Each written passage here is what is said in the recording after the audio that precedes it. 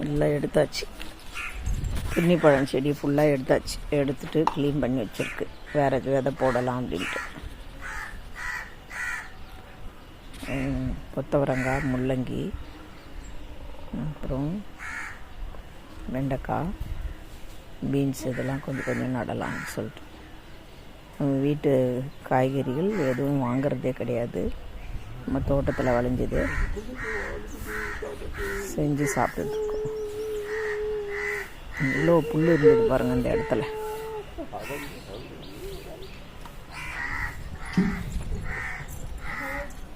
இது வந்து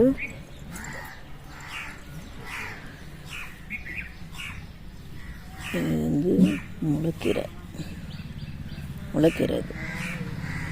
அது சிறுக்கீரை.